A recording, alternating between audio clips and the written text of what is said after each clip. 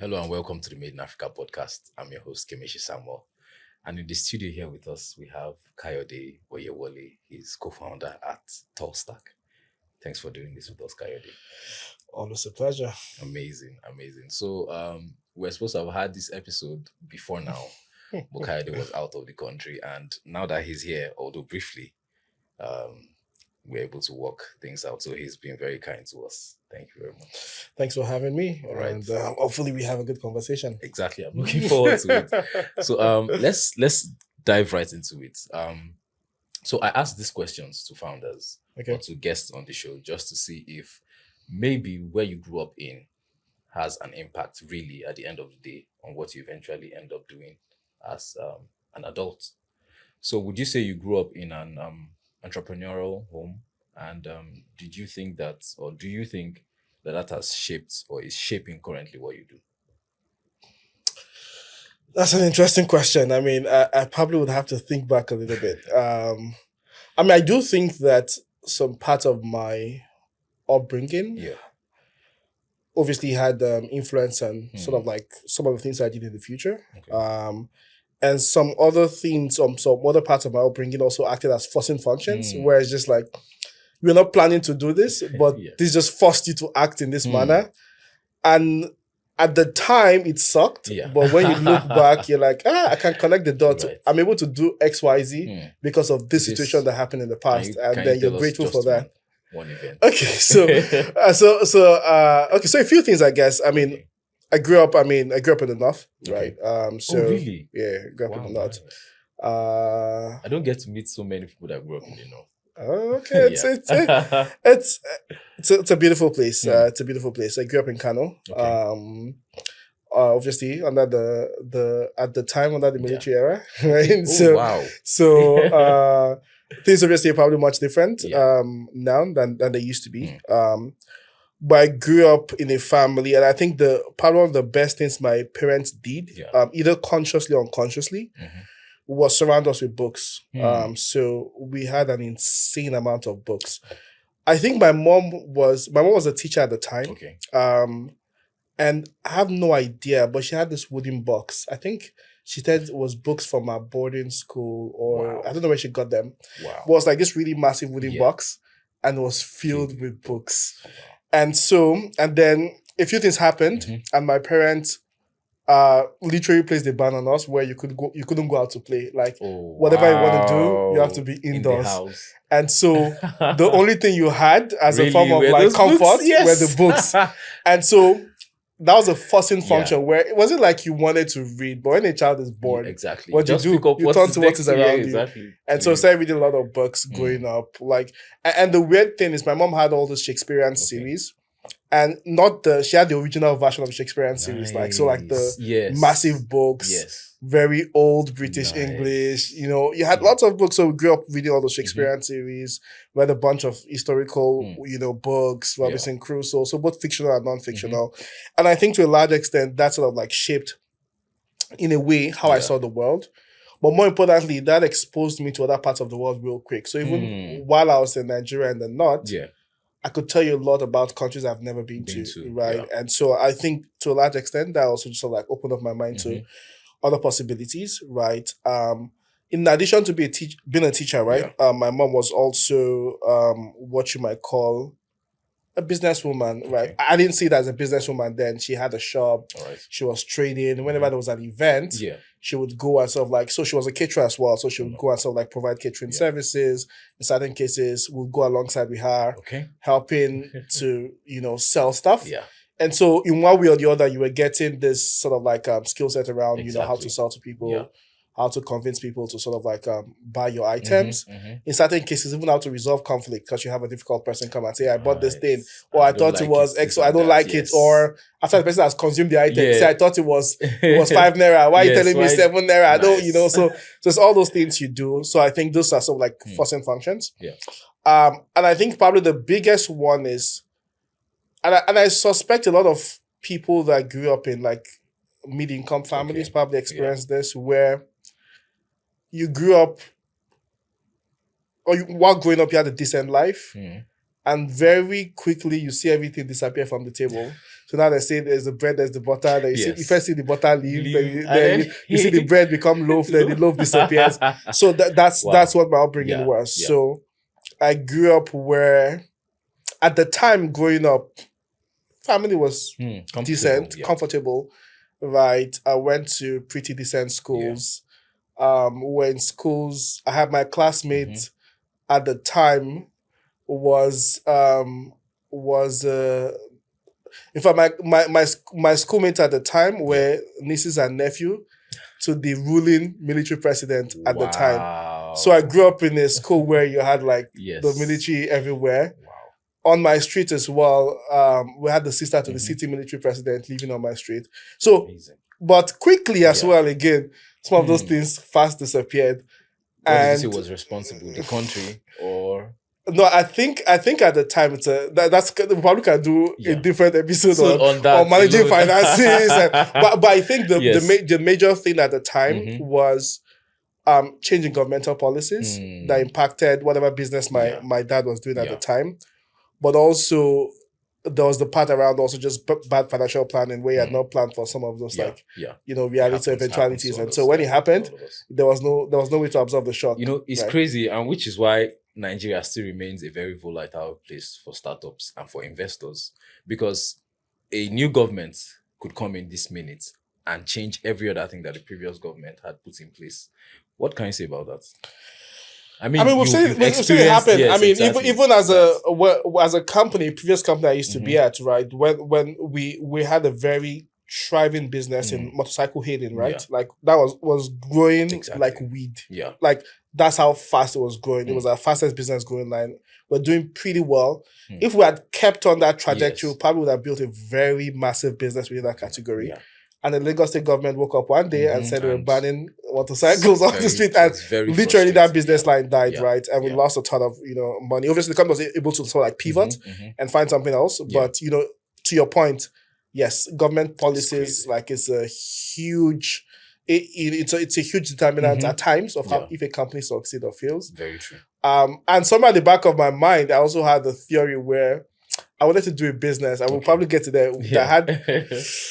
That government had very limited exposure to a business that I would not be at the whims and caprices of governmental policies. Nice. But it was also it was actually part of my decision framework for like choosing what to do.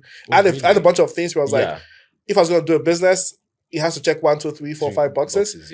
And one of it was like I wanted the business not to be such that it can be impacted, overly exposed to like government regulation, right?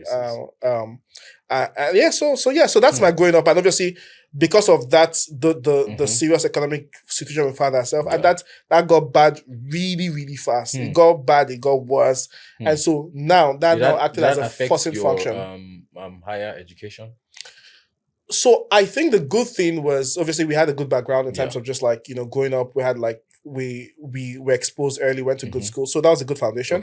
Now as I grew, I had to obviously now move over to public schools, right? Then we obviously moved down to Lagos. And I did so for my secondary school. Give us timeline. This was when? Around what time? Man, now you have to make me start cracking my head. Well, I think we left the north sometime around the early 2000s. And moved to Lagos. Somewhere around that time. I started going to a public school in Lagos when I moved over to secondary. And I all through my stay in Lagos was like public school. And so for context, I also went to a public school where, on average, the or what you call the pass rate for post SSE exams, which is like either GC or Y, for that school was less than 1%. Oh, wow. So what that means is that by default, almost everybody failed most likely to fail. Wow. And so what you saw is like the smartest people, supposedly smartest people in the school, when they get to SS3, their parents decide to take them to like a private school to go do their final exams, right? And so that's the kind of school I went to. I went to a school where, up until the Lagos State government made some really good decisions around education, in my early GS1, GS2, you were always, on Fridays, you want to go home real quick. because like the school was always engulfed in some form of riot or the other. All So right. you have competing schools come to fight. I mean, for the first time I started seeing what people call, so people things say are things real. like they're real. People say things like Lebe. I never knew what Lebe was. Yes. Like, I mean, coming from the north, coming from like start saying things like Lebe, Champs Yes. in secondary school. So for me, that was a complete opposite to what I was used to. Different experience. So fast, I had to also gain street credibility real quick. Very If not, you probably go collect.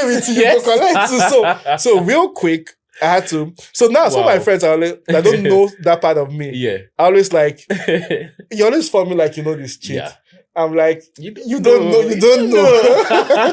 Right. So that's the kind of, I mean, so again, just to give you more context. Yeah. My GSS 1, in our class, we had GSS 1A to GSS 1, I believe was maybe S or something. What? Now I was in GSS 1, probably like L. What? And we had about 150 person in GSS 1L. Oh so like in a classroom that was probably maybe double this size or triple. Yeah. So imagine cramping about 150 people into that classroom. Oh my goodness. Right. Plus teachers were most likely not even enough. Teachers, you were lucky if you saw teachers. Oh my right. So it was crazy, right? And I think when I got into GS3, the Lagos State government made a really good decision, which is to break the school, break the school up, and sort of like move half of the school to a different facility. All right. And so that sort of like made things a little bit better, right? But that kind of school I went to, right? And I did my GSS 1 to SS3 there. Yeah. Right. Wow. So again, back to what I said about forcing functions. Those circumstances forces you to learn certain things on time. Yeah. So one of the quick things I learned on time was just like the art of being independent, right? If I wanted to do certain things, I couldn't go back home to ask for those things. So if I wanted them, I had to figure out a way to get it, right? Secondly is that my parents were busy trying to make ends meet, right? So if somebody at school was sort of like messing harassing you up, they don't have time for that. There's nothing you can do. So for context, again, people, I don't know if this is still the reality of like those kind of schools. For context, I was in a school where students used to beat up teachers. If a teacher, like, there are certain student teachers wouldn't touch. Like, they tell you, I'll meet you outside, they'll meet you outside, they'll fuck you up, right? I used to hear this. Students used to like deflate the tires of the principal. Yeah. Oh my God. So it was like, this is so if like, they face you as a student, you're in trouble. You're in trouble. So you need to know how to play the game. So you need to have one of those people. So again, because I was brilliant, I had those people always come to me and say, hey, teach me this thing, or this is my homework. Yes. So I had a few of them. So in return, it's like, moving with some of those boys. In return, you get some street cred, and then others be like, this is this guy. Just So you learn the art of politicking, right? Honestly. And you learn to defend yourself, right? Real quick, right? There would always be students trying to bully you. I mean, I had lots of those. I was pretty skinny. Wow. I was very lanky, skinny, and tall.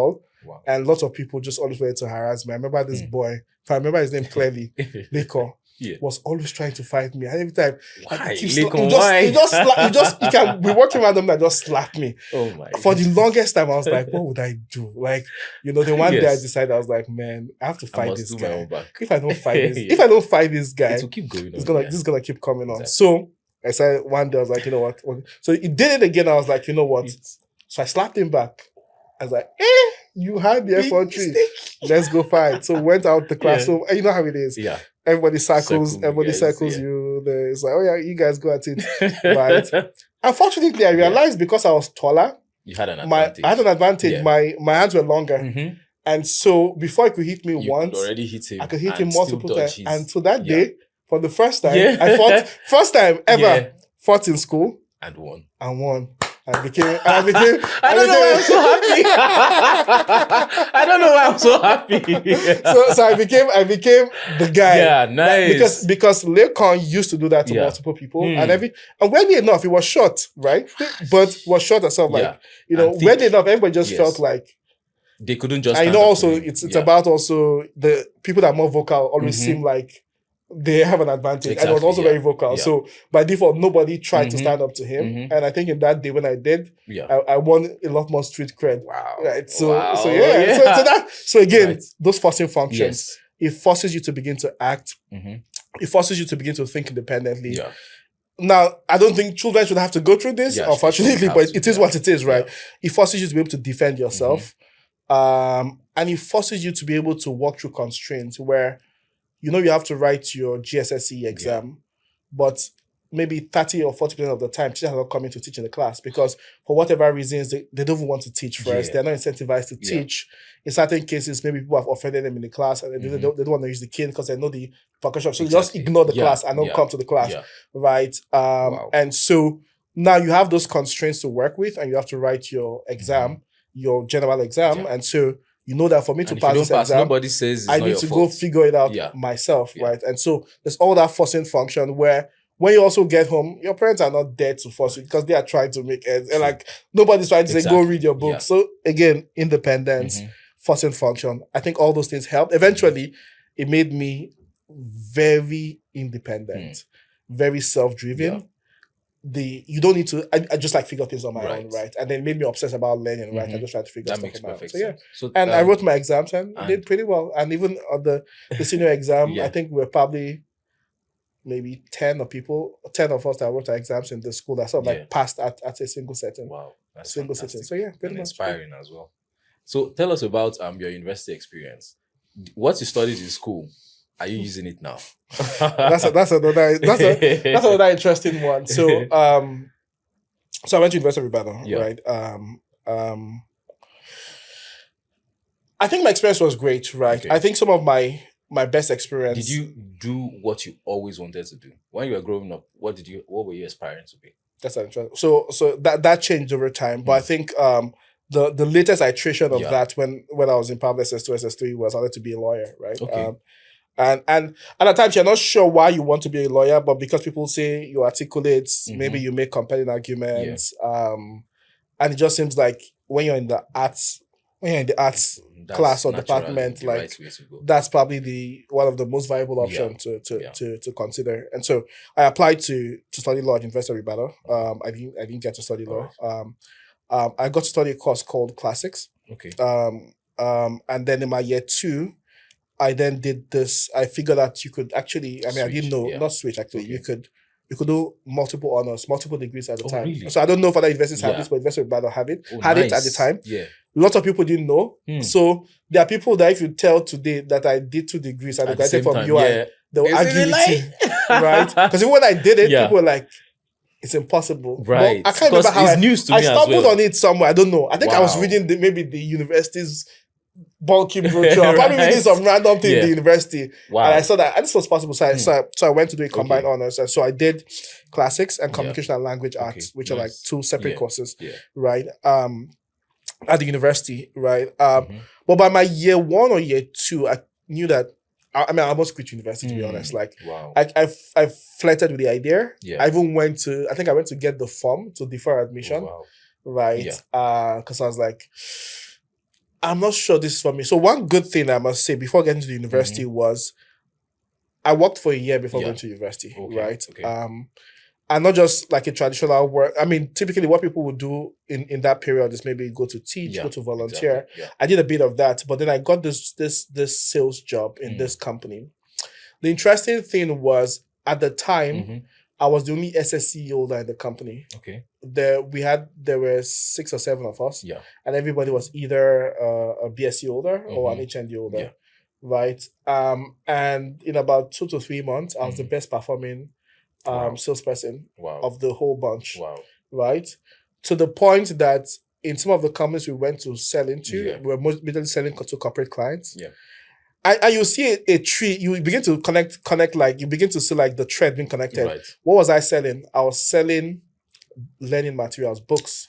So we had a subscription service where corporate people could subscribe to get books delivered to them every month. Okay. So the theory of the company was being in corporate should be a constant learning journey for you, right? And one of the ways to learn is to read books. Yeah.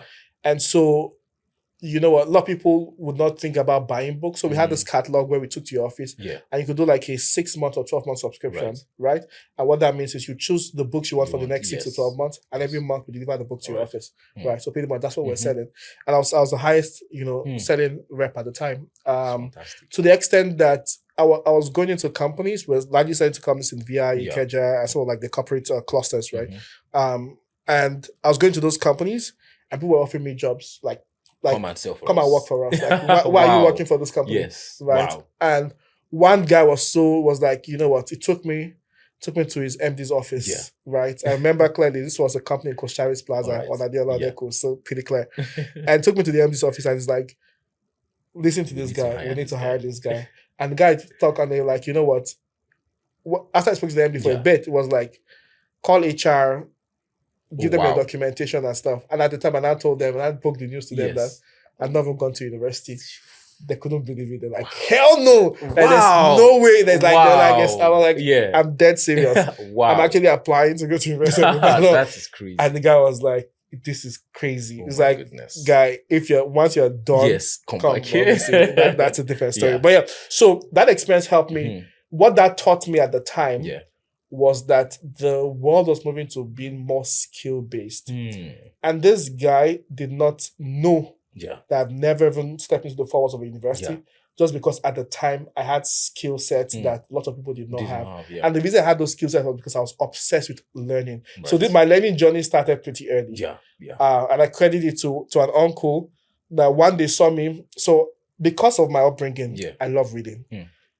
People say reading is boring. Reading is like when I'm bored. Like when I'm that's what you result reading to. Is like fun. Yes. Like I genuinely enjoy the act of reading. I need to be like you.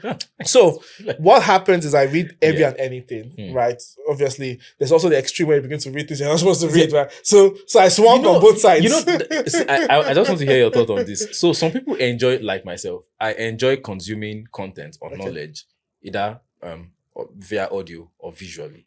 So I would naturally get bored when I read too long a text. But when I'm taking that information in video format or audio, I can be there for hours.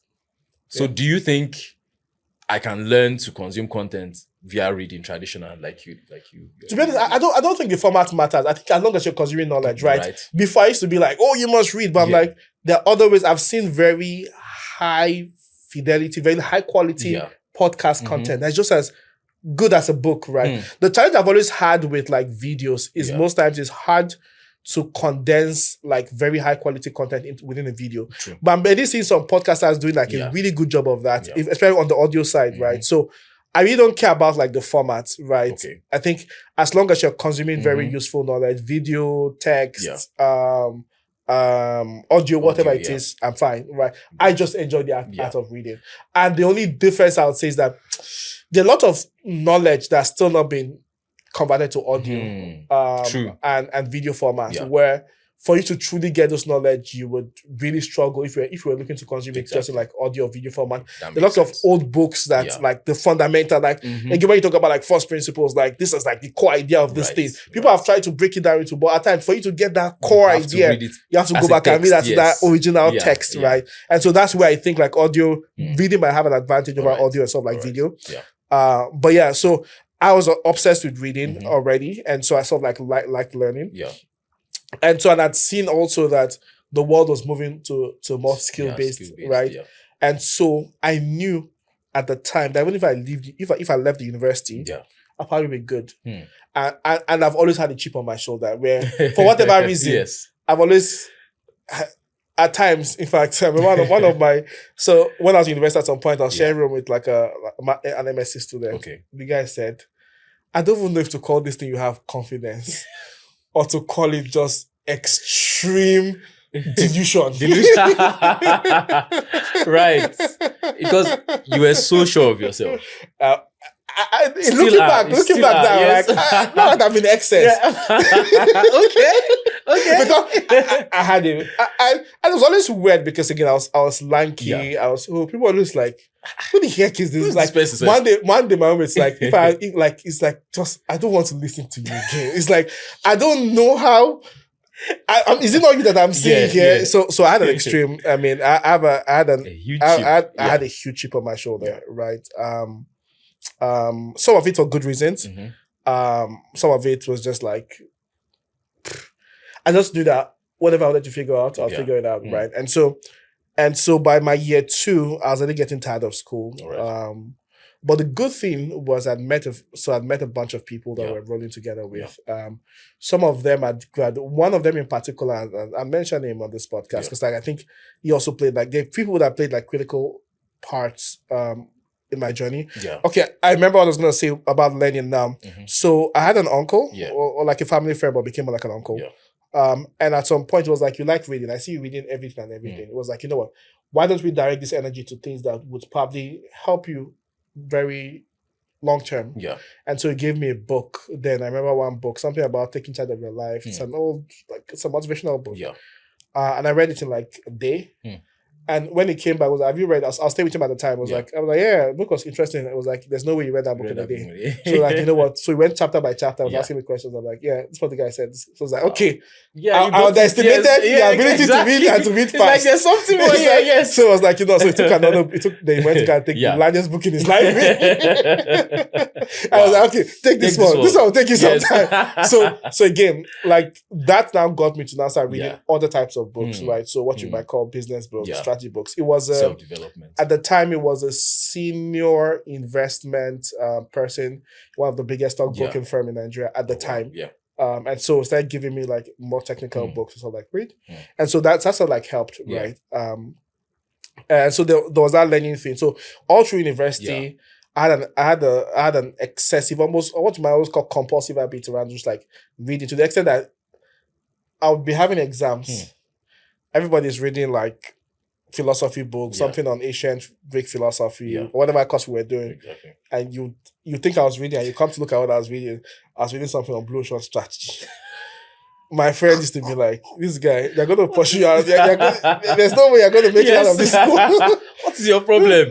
But some way, somehow, I won't even lie. I wasn't like a great student. I won't come and lie and say, I was like, but you will pass now. No matter how I would do the best minimum that allowed me go through the course, right? And even certain cases, my friends would be like, I'm not sure how you scored this high. Because you're not reading. We did not see you reading. And I'm like, don't worry. As long as I get the overarching concept. Exactly. Because I've read so much things, I'm able to just like connect things together. So that was it. And I did that. After the university.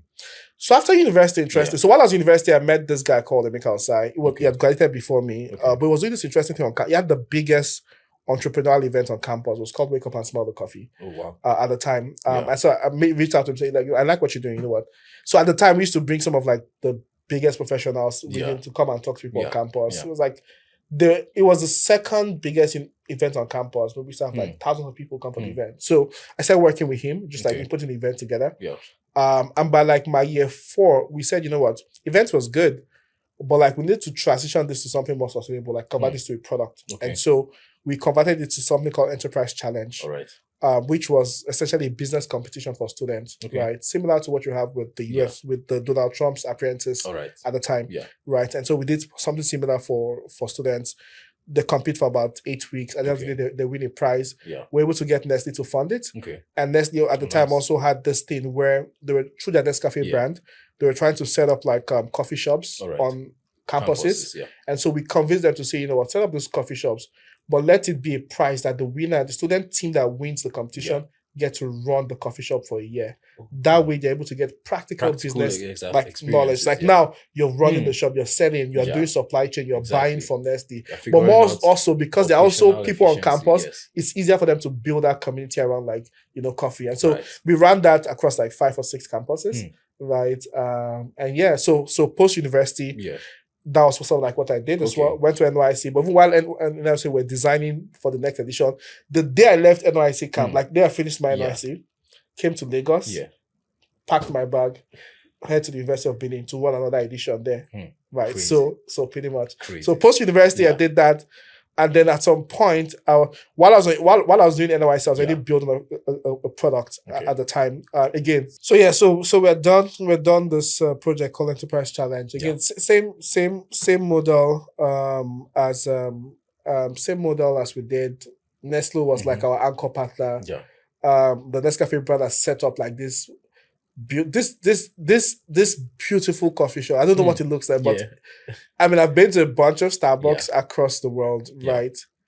That stuff looked just pretty similar. Wow, They invested quite a bit, and so Yeah. the student team also won. We partnered with the school. Whoever won the competition ran the place for a bit, and so I did that. We did that across a few universities. And at some point, I was like, you know what? I was already building this thing. I knew that I wanted to build something around technology. I'm always trying to trace how I had that deep interest in technology, exactly. and I struggled to find out. I suspect it was back to my reading somehow. Because at some point, I just realized I was obsessed with technology and internet. Yeah. I can't point to the rationale, right? But I started reading a lot, and so I started building this platform again. Back to my interest around like learning. I started building a platform that allowed people to be able to read books. Similar to if you've seen something like called Script in the US. So the Script is this app that allows authors to upload their books and you can buy it. Similar to Amazon Kindle, right? But the difference with what we're building was, first, we're building it for African authors, primarily. Second is that we had a theory around books are boring for lots of people. And media as a format has evolved over time. But book as a format has not evolved. And so the theory is, what is the next version of a book going to look like? Right? Similar to how the next version of a text became whatever, SMS, became chats where you can share pictures, you can share videos, you can do all the GIFs and all those stuff. And so we had this theory that we think that the next iteration of a book was that a book needs to be a lot more interactive, right? And so we built, and this is weird, we built this technology, it took us a while, that allowed you to be able to embed various media formats into a book. So you could add a picture, you could add a video, and you could add audio. These are the first three things. So our theory then is that, so let's say I'm writing a book, and at times there's a technical concept somebody writes, and you have to read it 10 times to understand it. But usually when somebody explains that thing to you, it's easier. So within that book, after the person writes the thing, they can embed an audio to say, all right, what I was saying in this paragraph was about this, and they also can explain it and embed it. Then they can put videos and pictures to explain it. We built that technology. That's genius. Right? To be able to allow people embed rich media into their books. Where we're trying to go to eventually was, at the time, I don't think, now I've seen a few things that made this possible. We wanted to be able to track your lens as a reader. No, we wanted to actually track the movement of your eyes, because we felt like that's the way we can build an immersive experience. So what that means is that if I can tell where you're reading on the book, what word you're reading, then I can automatically trigger an audio experience. So for instance, if you're reading a fictional book, right, and the author says maybe while it was raining, and you have an headset, or you can start making sounds of rain fall within. I can start making. You can start hearing sounds. Please, this was when? This was in 2013, I believe. That is crazy. Yes. So that's what we're trying to get to, where we can start so the goal again was to make books immersive, right? So the author says it was rain, you can hear sounds of rain. So while I was there, somebody pulled up his gun and took a shot. You can hear the sound of a shot. So it's like, just make the book. So it's like you're reading a book, but it's like a movie. Like a movie, right? We didn't get to that part of the product. Where we struggled the most was we went to build the technology. We had exhausted. We had spent time and money trying to build that. This was you and I had a co-founder at the time, who wasn't really good engineer. And my brother also was interested in the project. It was like, you know what? So you used to come in, but it was majorly me and this co-founder, right? And we started talking to authors to say, okay, come and put your book. One of the quick things we realized was, first off, a lot of authors, at the time, they don't own the copyright to their work, right? So most times they'll say, okay, go and talk to this publishing house or whatever. Exactly. It was hard getting to the publishing houses at the time. And even when we did get to them, I think some of them quickly saw that if this thing works, it's going to destroy our current business model. And they're like, who is this bloody young guy? Like, get out here. So we struggled. We put a few independent people's book on the platform, but it did not really we're not able to take it off. And we struggled with raising financing for it as well, to be able to sort of like just build out or maybe be able to. So at some point it became obvious that my co-founder at the time as well, we had, I wouldn't say now we're still friends, we laugh about it, but we had some issues then as well, where which again, it also shaped how I think about co-founder relationships. Right. I think deep value alignment is really important. I think there were a few things that sort of like we didn't align around. And that sort of like made us have like issues. And ultimately led to sort of like the demise of the company.